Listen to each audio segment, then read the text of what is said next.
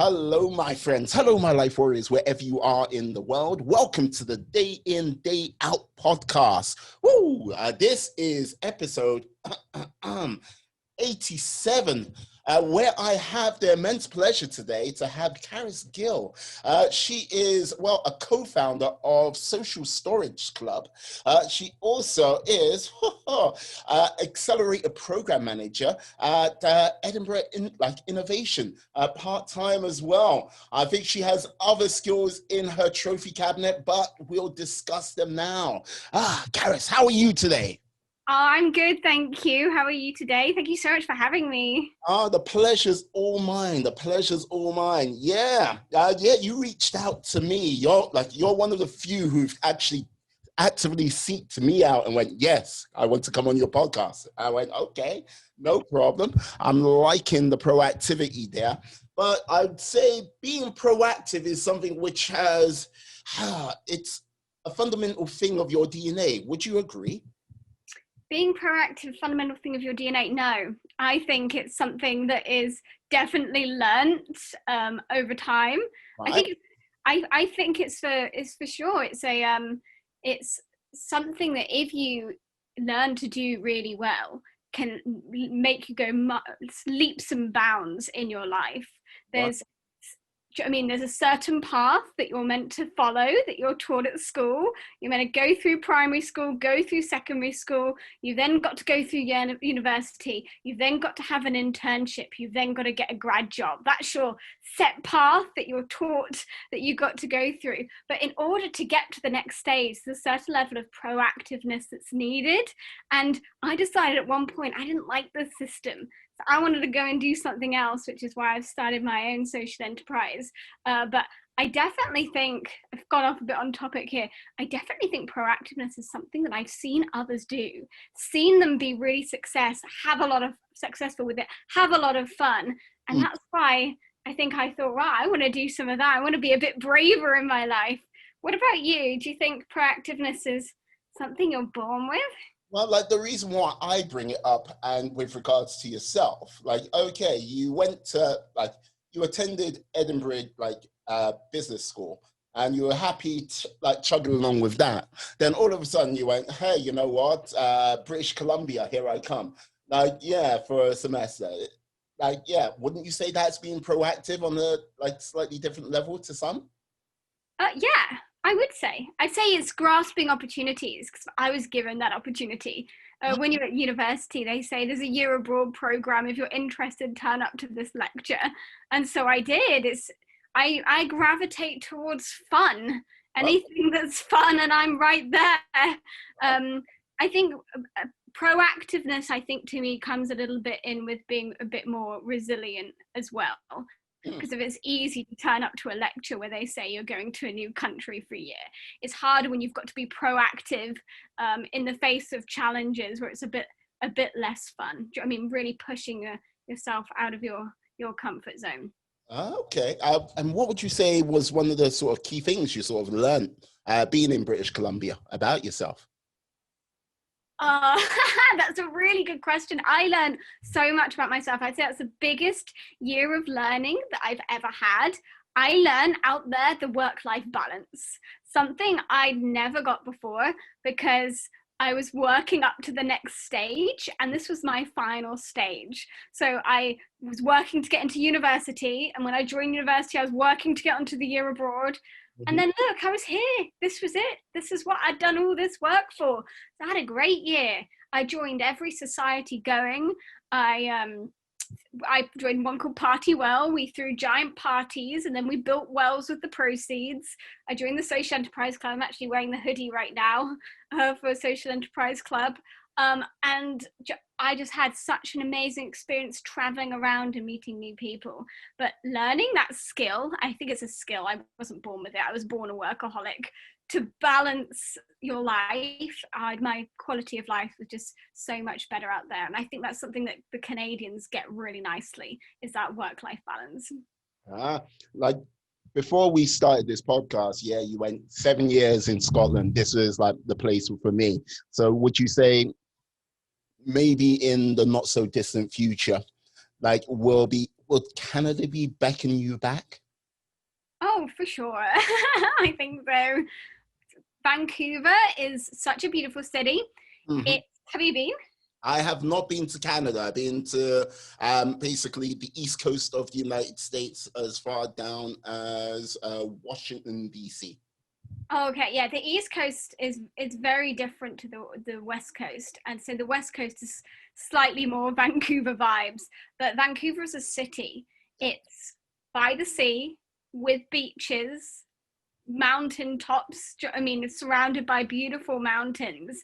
It's just such a picturesque city that when I lived there, I lived in a tower block, and I opened my curtains every morning and I could just see mountains, I could see the sea, and it was just absolutely stunning, and it's just unbeatable. So I would love to go back there. It's very expensive. That's the thing that's preventing me at the moment.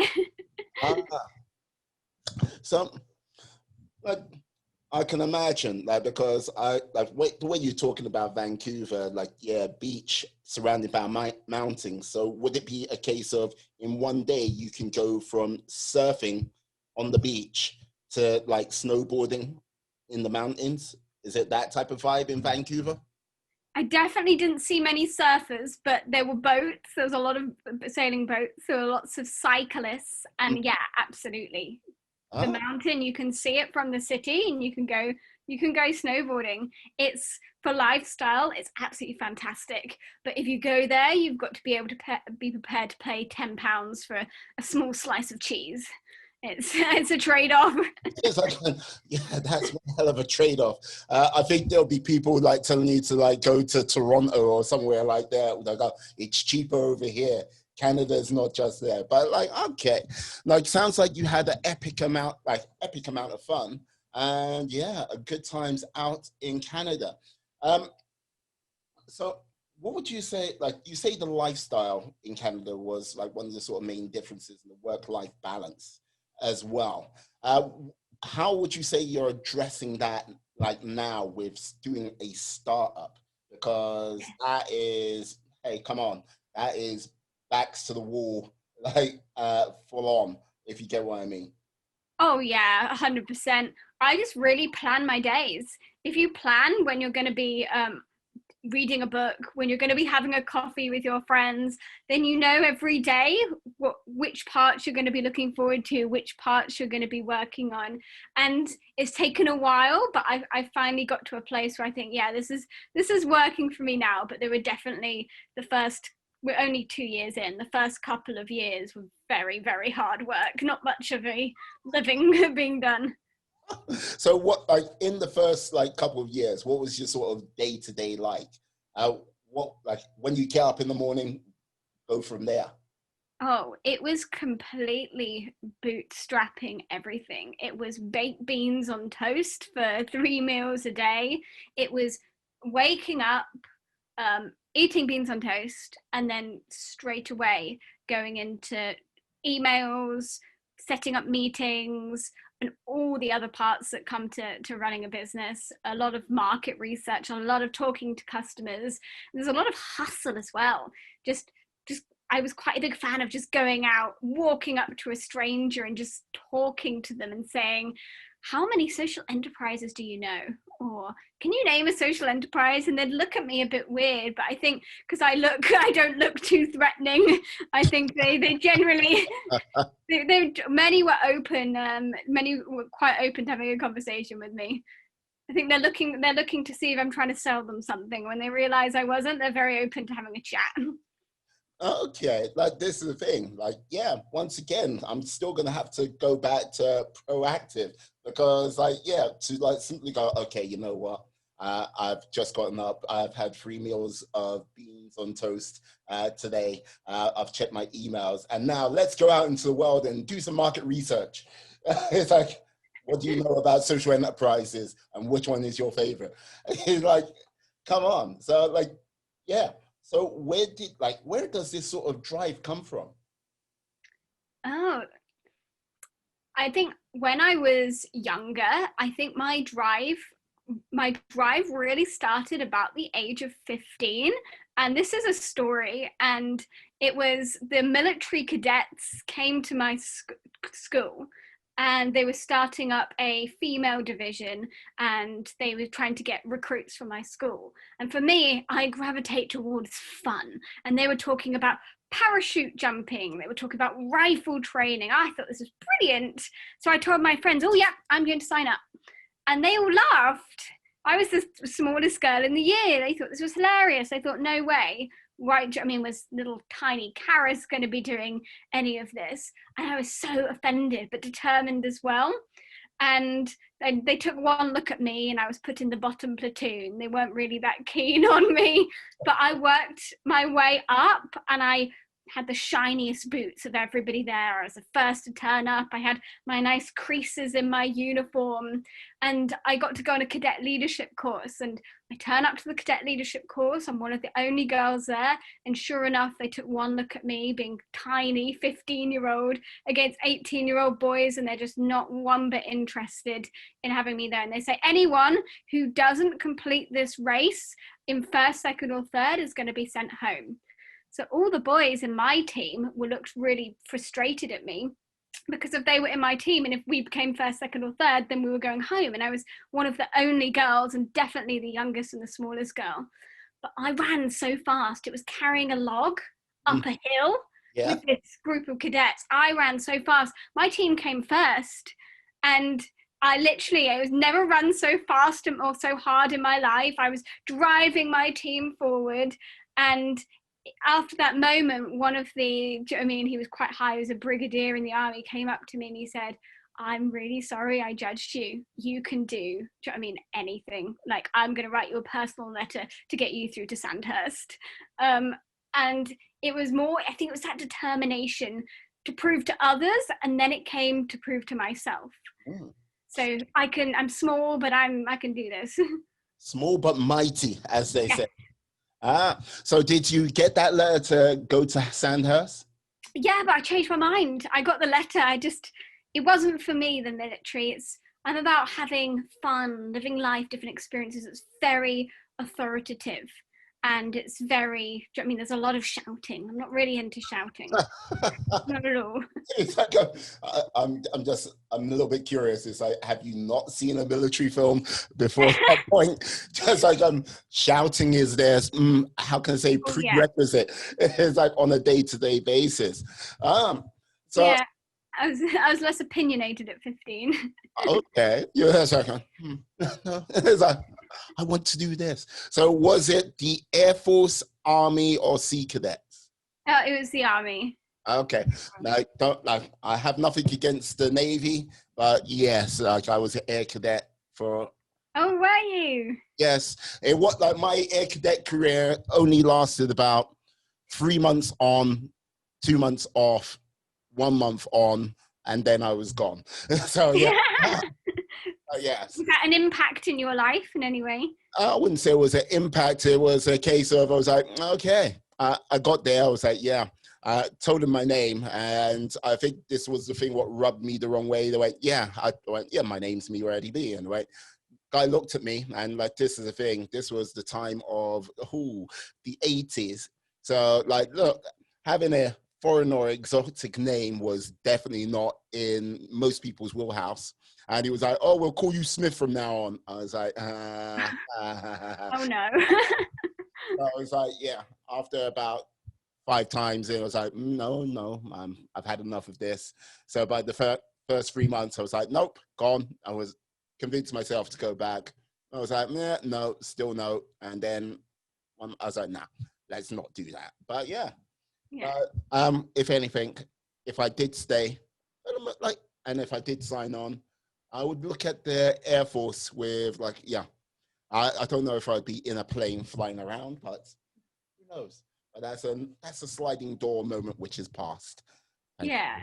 I think it's lots of little kids' dreams to become a pilot, and then they see the Air Force. It's wow, what an opportunity. Yeah, you know what? I blame this all down to Top Gun and its marketing ploy, because look, put it this way, when the latest Top Gun trailer came out late last year, And it was like, yes, summer 2020. You know why it hasn't come out, but that's another story. I was like, yeah, and I had the music going, na, na, na, na. I was like, yes, yes. And like seeing Tom Cruise flying off the big aircraft carrier, I was like, yeah, thankfully I'm far too old to join the Air Force, because I'm most certainly like going, looking online, going, how to join the Air, no. And I wouldn't be doing a podcast today. I'd be like going, how the hell did I end up in this Air Force base in sunny Wales? God help me. That's another story. But yeah, like I can, like this is the thing I can imagine, and like this is just knowing you for all of 20 minutes. Like, yeah, you sort of taking orders. I can't see that sort of being your sort of main forte.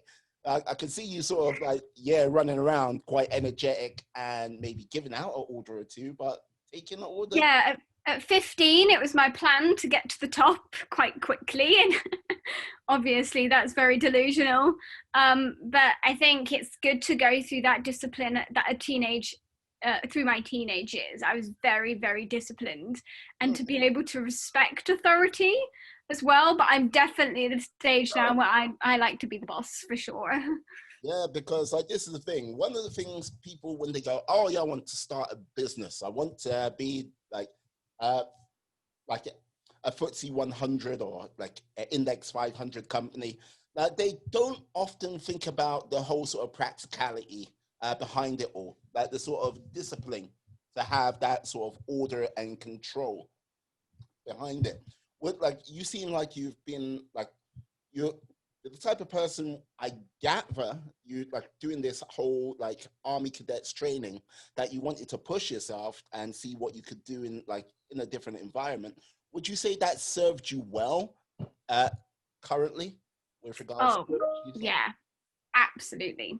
I think really, in order to be running a startup, you have to truly believe in yourself, and truly believe that even if it doesn't work out, that you're going to go for it, because it's so much work. All your friends will be out, do you know what I mean, partying, and you'll be in doing emails. I think really you need a lot of resilience, and that's something I've definitely been working on, trying to build up. A lot of proactiveness, and you just need to like really just go for it. And I think for me, a lot of my training in the military really helped me with my mindset of, do you know what I mean, just putting emotions behind, just just working. Do you know what I mean? Like, it doesn't matter if I'm feeling nervous, I've got to get on that podcast and talk to someone. It doesn't, do you see what I'm saying? You've just got to put everything aside and just do it. Yeah, no, I understand that. Like, just basically, like, yeah, just staying focused, going for it, and like achieving whatever goal or target to help you with your like bigger overarching mission, as they would say in military terms.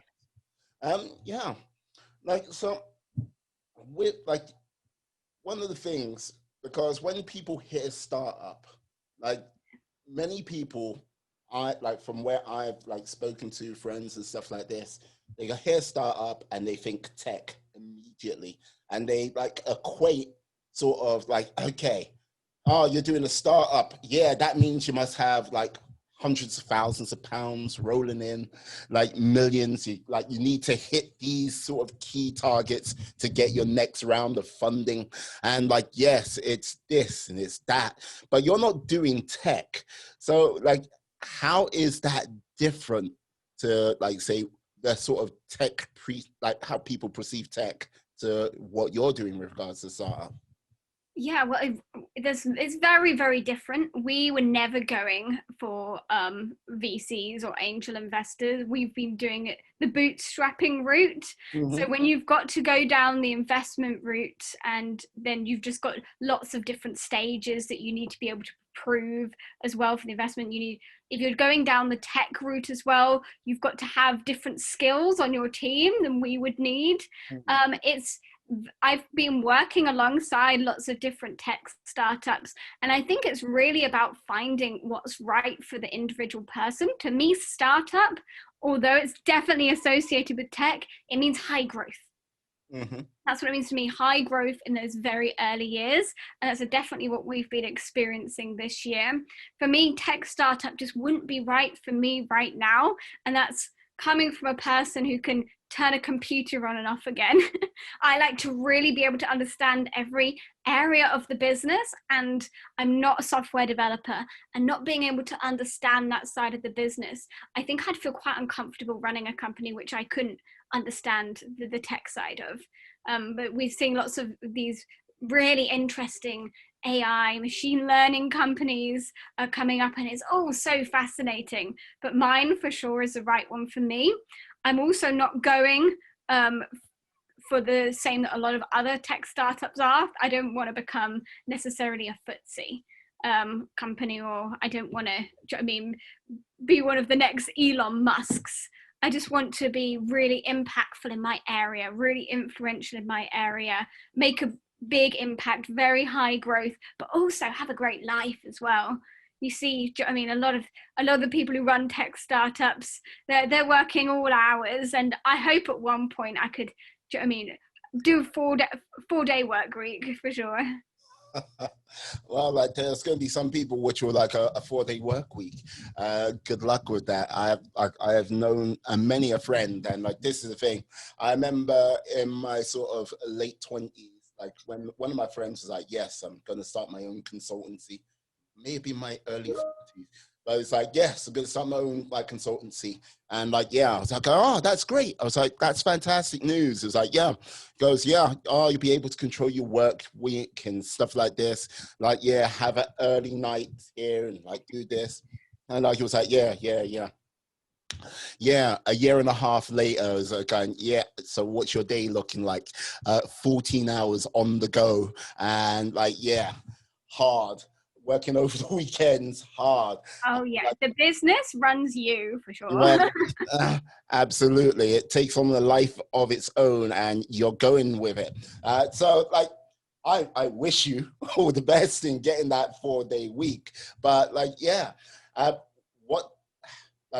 do you see that happening? Well, yeah, I think it gets to a stage where you have to figure out what's a part of that's taking up most of your time, which part are you enjoying doing, which part are you not enjoying doing, and you map it out. So you know how, if you're working 4 days a week, you know how many hours you have, you know how long things take, and you can outsource a lot of it. Do you know what I mean? Employees, do you know what I mean? So much stuff that can be done on Fiverr now. Video editing. Do you know what I mean? So I do a lot of Photoshop for our product photos, for example. That's something, task that's definitely not needed to be done by me. And then I would focus on the stuff which is best for one of the co-founders to do. A lot of the outreach, a lot of the, I think for sales really, although you can bring on someone, you're so much better position as a co-founder to be involved in the sales process and business development. So as with most startups, being a co-founder, you're both wearing many hats at this present time to get the day-to-day going. I see. So you mentioned Fiverr and stuff like that to outsource your workload. Like Fiverr is something I would have said, which I honestly can't tell you how long Fiverr has been around for, but it seems to be like more and more out there these days.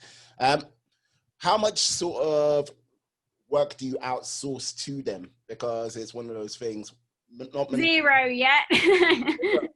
So, no, at the moment we've definitely done outsourcing, but it's been with people that we know, contractors who work in around us, work from the same co-working space that we work, people that we hear on the grapevine. Fiverr is one of these fantastic resources that we just haven't actually tapped into yet. We have every intention of looking at it because it's just fantastic, especially when it comes to SEO blogs.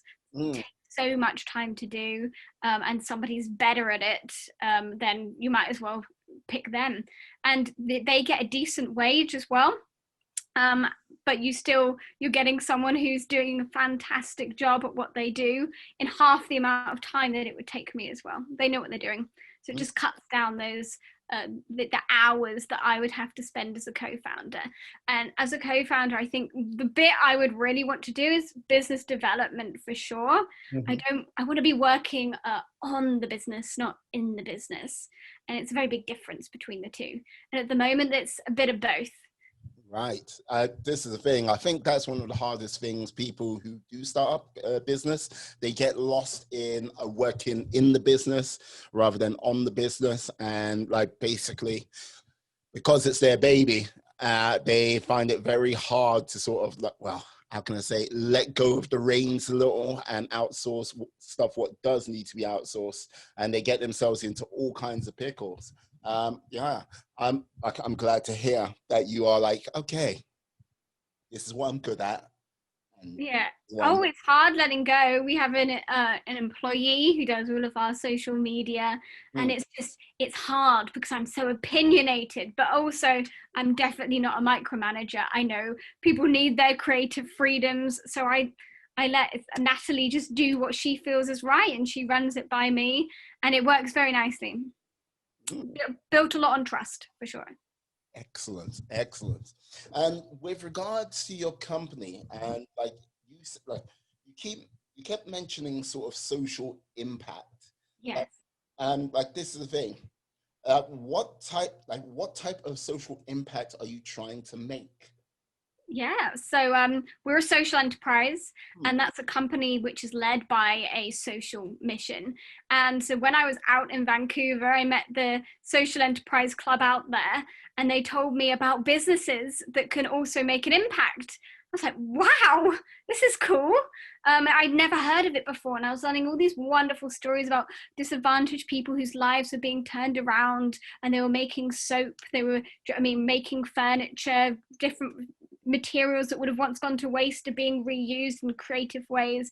And I was just so inspired. I thought, well, I have to tell everyone about this. And coming back to Edinburgh, that's when I realized that nobody knew what social enterprise was here. Nobody had heard of it. I went out and spoke to 100 people in Edinburgh and Glasgow, just on the street, just walking up to people and asking them. No one had heard of social enterprise. So that's where I knew I had to tell everyone about these wonderful companies. So I really understood their challenges from being out in Canada, and I spoke to lots of different social enterprises. They really struggle with route to market. There's so many different misconceptions about social enterprises. So then I thought, well, if I make a gift box, which has all of these different products, with all of their wonderful stories and a story booklet included, people can be introduced to the world of social enterprise and be able to see how they can eat chocolate and support reforestation projects, drink their tea and help to educate girls. So the impact that I was really focused on at the beginning was sharing the world of social enterprise. Now, the latest thing we're doing this Christmas is we're bringing in individuals with barriers to employment who are going to be packing the boxes, and we're going to be giving them work that they may not otherwise be able to get. So we're really excited for that new development. Did you speak to many like charities over here in the UK about like different social enterprises, or was it just a case of you like had a list of companies you researched and you just went at it that way? Well, yeah, charities are a little bit different. So what charities do, their main business model is often from donations. Where social enterprise comes in, it's where their main revenue model is through trade. So for example, they'd sell the bar of soap, and then the money they make will help fund the training needed for the individuals to help them, gain the skills they need to then go on and get another job. So I spoke to so many social enterprises, so many charities, so many different businesses along the way to find out their main struggles in which they have. But a lot of the charities are going towards trade as well. And they're noticing the benefits of using trade as a revenue stream. Right. Yeah, because this is the thing, like, yeah, trade is vitally important for basically many a developing nation to just basically support themselves. And like, yeah, the reason why I kind of look at it, there was a program to sort of donate clothes to East Africa, which like I looked at that program, and many years after it, they kind of say it was a bit of a disaster because it destroyed the sort of fabric industry in East Africa. And it was like, it came from a good place, but it wasn't a case of, it did have an impact. It just socially devastated that population. And if the programs you're working with are like about educating like schoolgirls, about helping people sort of like find new industries, about helping get like a cocoa grower much more of a fair wage, that is a good thing in my opinion. But like, yeah, you tell me, like, is there more to it, or is that it in a nutshell, would you say? Yeah, well, there's definitely problems with that certain models of charities and social enterprises. The buy one, give one model has been scrutinized for that reason as well. I think for me, it's what my real focus is. There can be a lot of criticism of lots of different areas is what is the mission that they're focusing on? What is their intention behind it? And how can they minimize any of the negative effects that come in? And there's all a bit of a balance. We haven't really had these problems at Social Stories Club. I know other social enterprises have had them. But I think it's one of these things that you've really got to look at, because you don't want to be solving one problem and then creating another one elsewhere. Yes. So like, I understand your business as you're bringing together it like lots of different products from all around the world and then putting it together in a like gift basket or a hamper. Is that correct? Yeah, they're all UK based, but some of the impact is around the world. So they're UK companies. Right. Okay. Now, so with like, you've been in business now for, is it 2 years now? Yeah. 2 years. Yeah, 2 years and 3 months of fun, according to LinkedIn. Oh, yes. With that, which companies would you say have been your best partners so far, if you can say, or like which have been the companies you've been working with the longest presently? Yeah, so a lot of the ones that we started with, we're still working with today, and it's just been wonderful to see their progress over time. And really, that's what we want to do at Social Stories Club, is shine a light on all these social enterprises. So we're always reaching out and bringing on board new social enterprises. The one which was probably one of my first ones, and I think that's why, I mean, it's really stood out for me, is one called Art House Unlimited, and they make a beautiful soap, and all the packaging is designed by artists with disabilities, and it's beautiful. So you'll have all these little birds that are drawn, and they're all collaged on, and it's just so stunning, and it smells so good. And I just love that idea. I love art. I'm an artist myself. I love the idea of feel good all around, people feeling empowered. Because what we wanted to do is there's so much sadness, do you know what I mean? And there's so many problems being caused, but instead of saying these people are really sad, look at this big problem, we want to shine a light on the solution. So all of these people, this is what's being done about it, this is a social change that's being brought about. So we wanted to shine a light on the positive stories, so people would feel really good reading the story booklet, and they would feel like, yes, this is something I can get on board with. When I thought I might go into charity, and the thing that really turned me off going into charity was volunteering in a refugee night shelter. Right. I was there, and I got talking to some of the individuals that resided there, and I said, oh, well, so how long have you been here? And he said, 7 years. And I said, 7 years? I said, well, how do you get out? They said, there's no way out. In fact, there's one way out. And every single day, they go to the library, they log on to eHarmony, and they try and find a date. Because if they find someone who loves them, and then they can move into their house, they can get married to them, and that's the only way out. If they've been denied asylum, they couldn't go back home. because they couldn't afford to go back home, but they couldn't stay here and work or have any rights. So they've been every single night for 7 years, and it looked like for the next 7 years as well. And so I felt so sad, and I thought, for myself, I can't work in an industry, in somewhere which makes me feel sad every day. I want to work on the positive solution instead. And so that's social enterprise I find so uplifting. So that's why it was right for me. Okay, yeah, no, I can understand being in an environment where you seem to be on this never-ending treadmill going, or hamster wheel just going around and around and around. And all you can see is nothing's changing, or worse still, things are declining into something which is never, into something which doesn't look like it's going to be a very positive thing for all parties involved. Yeah, like, so, excuse me, clear my throat. Yeah, so with this, like, with your company, 2020, Yeah. how has 2020 been for you? Because I don't know, there's been a small thing going around the world. You may have heard of it, but like, yeah, some type of What, the pandemic? Oh, yes, yes.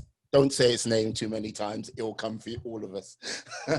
Yeah, it's been a very interesting year because we were so young. We didn't really know what this year was going to be like anyway. So Right. we've been able to grow during lockdown. We've grown 850%, and we've had a massive drop in sales initially. So we had loads and loads of very large orders cancelled, and we were meant to grow significantly more. So it has for sure been impacted, but we've been able to, stay along our plans for growth. But we've really focused, because we're a social enterprise, and we're a gifting company. Really, for us, the deal breaker comes at Christmas time. So we haven't had Christmas yet. So Right. gifting companies get 70 to 80% of their yearly revenue at Christmas. So it's this season that will be the real deal for us.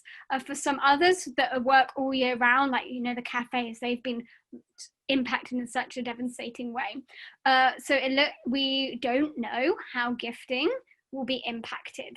We don't know if people, because of they've been made redundant, because if they've been furloughed, if they're not going to be buying gifts in the same way. We don't know what consumer behavior is going to be like.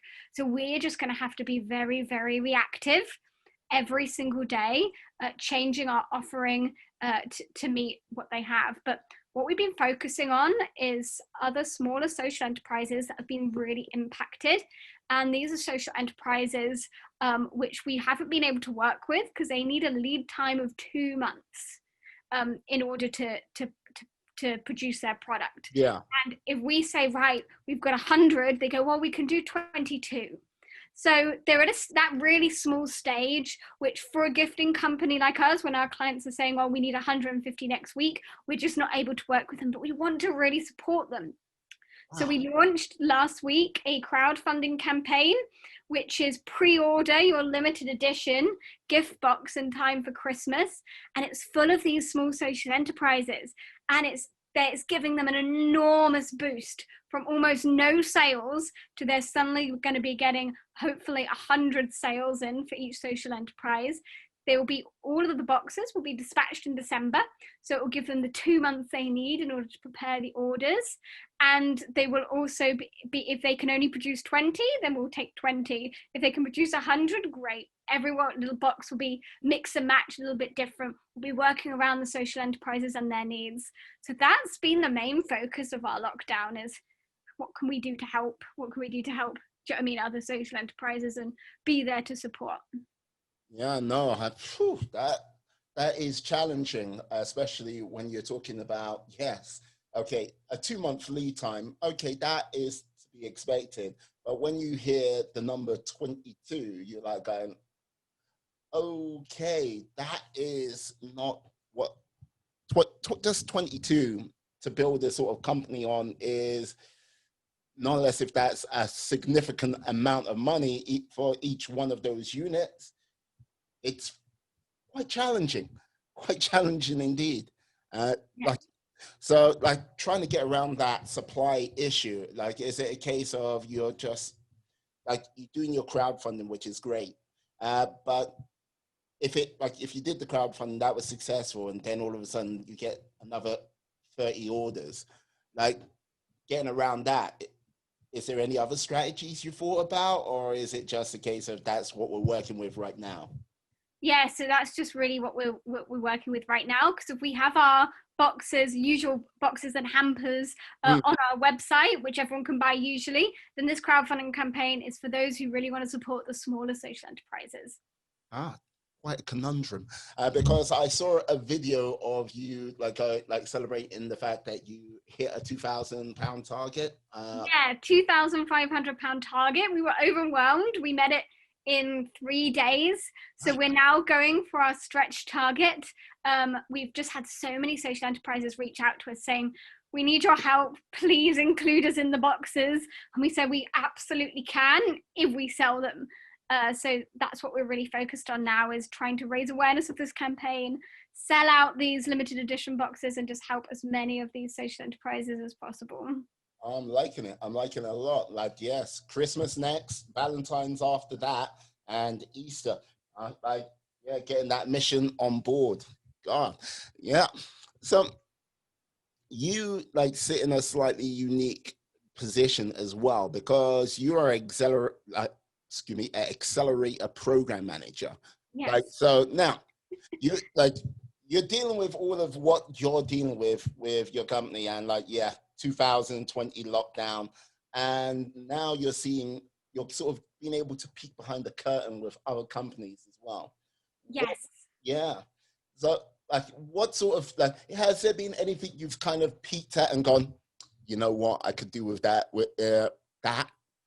in our company, or this in our company, or has it helped you think about other things, or like giving you solutions to problems you may have had? Yeah, all the companies on our cohort slightly earlier on, so they're a lot earlier stage than we are. So the thing that really stood out to me, and it's been such a rewarding experience leading this accelerator and working with the cohort, what really stood out to me is how many of them could have benefited from being a little cheekier. And what I mean by this is, if one of the members of the cohort really needed everyone, they needed 100 votes in the competition, they should have come to me and said to me, oh, Karis, can I have 3 minutes time to come up and share in front of this and ask everyone to vote for me? But nobody was cheeky like that. Do you know what I mean? Nobody said to me, oh, I've got this new app. Does everyone mind downloading it and trying it out? And I thought, nobody wants to be rude. And I think maybe quite a British thing. Everyone wants to be polite and stay in line. But it was kind of more to the end, because we've got the last day of the accelerator on Friday, where they're pitching for 10K, which is very exciting. And it just made me think, I've actually been like that, being too polite, not wanting to bother anyone, do you know what I mean? Not wanting to be cheeky. What I've learned is, it's actually not being cheeky. It's actually, do you know what I mean? It's really helping you, being brass-necked. Oh. If it can help you move forward, just ask. If you don't ask, you're not going to get. And there's so many different ways that those companies could have benefited, I think, from just asking, taking a little bit more of my time, even. I see. So being more bold, being a little bit more assertive. I liking that a lot. So going forward, are you going to be a little bit more bold, a little bit more assertive about how you're getting the company across? Oh, for sure. And that's been my main takeaway. I'm going to ask more for little favors. Perfect. So now we've got Christmas coming up. We've got 2021, like the 20 restart, people getting out there in the world. What sort of plans or ambitions do you have as a company, or individually, do you have for yourself for 2021 and beyond? Oh, sorry. What a big question. For this Christmas, it's very much just been our focus all year, and we're gearing up right now, and we just want to, we just want to ace it. And so we're focusing on it right now, preparing as much as we can, improving our offering, getting more social enterprises on board, and we're really excited for that. In terms of plans for 2021, what I've realized is I'm always a planner. I always have lists of goals and things that I'm doing, but so much happens that I just couldn't have predicted and that I could never have foreseen, that I find it's actually easier and more realistic to just go with the flow, take opportunities as they come. So one thing I'm about to start doing in October is with Edinburgh Innovations as well, is I'm going to be running a Women in Business Power Her Up program. I'm going to be teaching female entrepreneurs at the University of Edinburgh how to feel empowered when they face conversations, and feel at the end that they've got this support community of women moving forward and really addressing what sort of challenges female entrepreneurs have. So I'm really excited about that. And I want to try and, this is a story I actually told earlier on today, but when I was at school, we had an assembly. I was really young, maybe 6 or 7. And the assembly, the teacher got up in the front and they said, right, I'm going to tell you a job and you've got to guess which teacher had this job. And I remember it really well. And they said, guess which teacher used to be a clown. And it was so much fun. Everyone was guessing. And then it said, guess which teacher used to be a toilet cleaner. And everyone was guessing. And I made that decision. I want to be that person, to have all these exciting experiences and exciting jobs. So if I'm ever in that position, I can go, I've been the holiday rep, I've been the ghost tour guide, I've been a toilet cleaner, and all of these are true. I've done them all. So really, what I'm trying to do now is create all these experiences and jobs. I wanted to be a toilet cleaner. It's something on my bucket list of things to do, which sounds really bizarre. It's like, what's on your bucket list? I want to be paid to clean toilets. Okay, yeah. I wanted to be able to really appreciate what I have. And I think doing all sorts of dirty jobs, all sorts of, like being a waitress is actually significantly less pleasant than being a toilet cleaner, but being able to do all of these jobs, it really made me know exactly what I want, and I learned something from them that I can use today. So doing this accelerator program is almost like another ball of experience. Doing the Power Her Up is another bit of experience that I know I will use some later in life that will really lead me in a new direction, but I'm not sure where. And if you know the Steve Jobs quote, so you can only connect the dots when looking backwards. Yes. I'm just focused on getting as many dots as possible, and I know at some point in the future I'll connect them, and it will be, do you know what I mean, it will be really, do you know what I mean, inspiring for me, but I'm not really sure how yet. But I've already, do you know what I mean, the toilet cleaner one is already, do you know what I mean, the dot's been ticked. I understand now how it's got me to where I am. I'm going to have to ask. Look, you mentioned bucket list. Now, some people's bucket lists are set at doing 5 things, 10 things, and some people's bucket lists just are a constantly evolving thing. Now, how big is your bucket list currently, if you have an idea of that? And how many things could you say you've ticked off of your bucket list? I looked at my bucket list recently and I've ticked a lot of it. It was one that I made when I was, I think, about 20 or 21 years old. And I've done so much that I wanted to do, which was, I think, live in 3 continents, do you know what I mean? Travel to all these different places, start a social enterprise, all these different things. I've ticked off so much, so I just add to it. And what might surprise you is a lot of the stuff on the bucket list is not fun stuff. So I had on my list, and this was going back to, I think, when I was 16 years old, I want to hit rock bottom.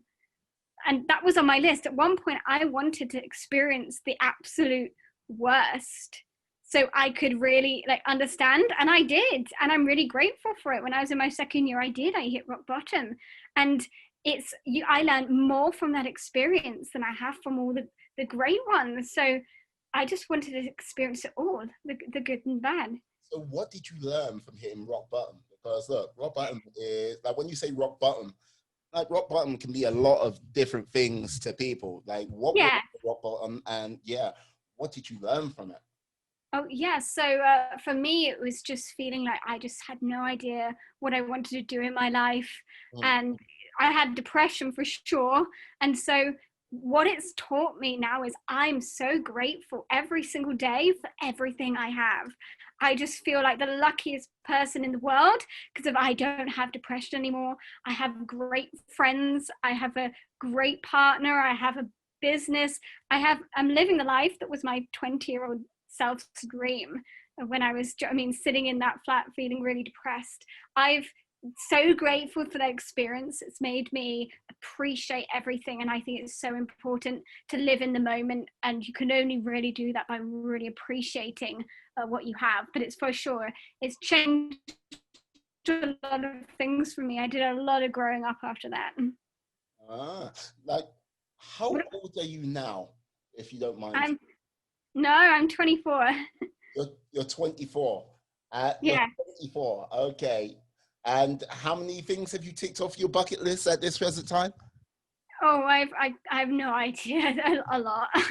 Yeah, like, wow, you seem to be going at a rate of knots, my friend. A rate of knots indeed. That is like fantastic. But yeah, I think however long your bucket list is, I think you're going to have to increase it by the time you get to 30.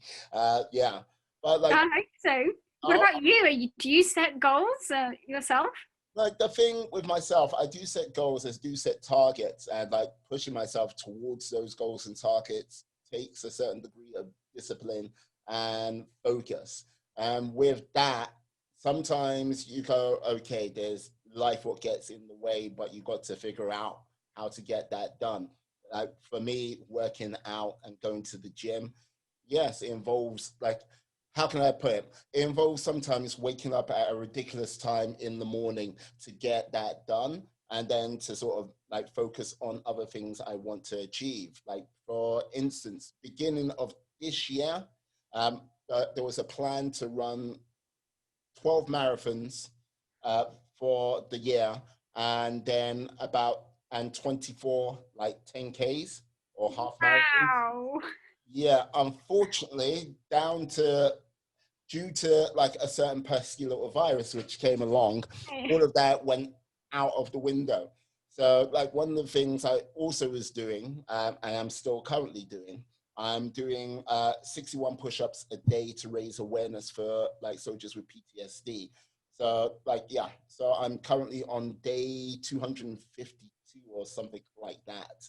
And That's incredible. That's fantastic. and yeah, I'm most probably going to most probably do something again soon to like, so most probably either at the end of this month to like, um, the PTSD was just to raise awareness, because like some people, like the reason why I just wanted to raise awareness, some people can be funny about the whole PTSD thing because they might take it from the standpoint, well, they're soldiers and like, yeah, they did, that's what they signed up for. And like, yeah, killing people, you want me to give them money? So, no. But I think the next one most probably be something where I can raise funds for and bring attention to. So it might be down to bowel cancer, colon cancer, however you sort of like bring it up and take things from there. But we shall see. But I need to work out the sort of details for that. But with regards to when I started the podcast, it's almost a year. 4 days from now, it will be a year when I started the podcast. Congratulations. Thank you very much. Thank you very much indeed. Like one of the goals I set myself for the podcast was to do 52 episodes for the year, 52 to like 102. And pandemic happened, like I was put on furlough. I could have sat at home, played computer games, caught up with every sort of Netflix episode to my heart's content, and like go, yay, I'm getting paid, and like, yeah, I might be not employed, but at the end of it, but you know what I mean, let me take this time. But I was like, okay, you know what, this has happened. Yeah, podcast is something I was going to focus on, and I went from doing it just, hello, this is Mirai DB. Welcome from the Day In, Day Out podcast. And let me talk about things what motivate you and how to stay focused. That got old to me quite quickly. I was like, okay, I've been doing this for about 8 episodes. I can't do this for like continuously. No, getting people on, like talking to people I've just met. And like, this is the thing, I like talking to people. I like getting in contact with people. That's the fun stuff. But the communication, like doing the emails, getting people, like getting in contact with complete strangers, like, hey, do you want to be on the podcast?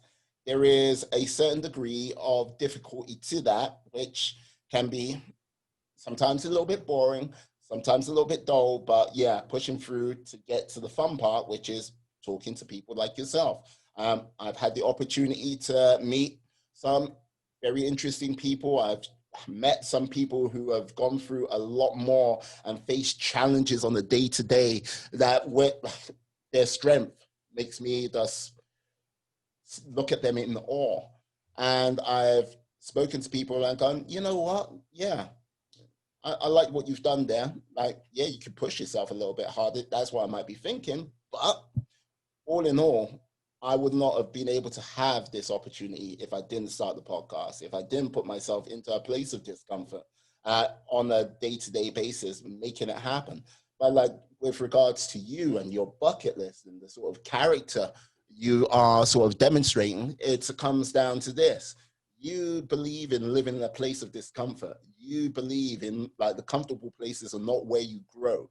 It's those are where like the good things, the rich things go and die. When you're in that place of discomfort, that's where the growth comes from. That's where the beauty comes from. That's where the glory and victory comes from. But I could be wrong about you, but I don't think I am. You could disagree, but I don't think you will. Oh, no, I agree with that for sure. For sure. Yeah. But like, this is the thing. With my supreme cosmic powers, and they are supreme, if I could grant you one wish, what would that one wish be? Right now, all my wishes and fingers crossed are focused around having... You get one. Sorry, yeah, all of them are focused around having an amazing Christmas. And with so much uncertainty in place, I feel I could really use your wish right now. And have an amazing Christmas for Social Stories Club. Okay, I'll get working on that for your amazing Christmas. Boom. Yeah, can you tell the lovely people out there how they can get in contact with you? Absolutely. So our website is socialstoriesclub.com. We have a little box there, which you can contact me if you want to. If not, my LinkedIn is Karis Gill. That's Karis Gill. Feel free to reach out to me, send me a message. I love chatting with new people. So yeah, thank you. Thank you so much. It's been fantastic to meet you. The pleasure's been all mine. What I'll also do, I'll put in all of the information in the description for the show down below. And yes, please go out there and get in contact with her. Karis, I'd like to say thank you very much for coming on to the show today. You have been outstanding. I do like your grit and determination. Definitely. I'll definitely have to get you back on in the future. Well, thank you so much. Your natural energy is perfect for doing a podcast, so thank you. You know what? I'll send you the check in the post. Don't cash it right away because it'll bounce. But yeah, I'll let you know. I'll let you know. Yep, that's what good money can get you. A good, like, warm, positive mention like that. But what I like to say is thank you to you, all of you, my friends, my life warriors who are still watching at this moment in time, who are still listening. I like to say stay safe, stay well, be awesome, be excellent, be fantastic. Be all the positive bees you can be in this world and then some. Have a great day, guys. And yeah, peace. And we are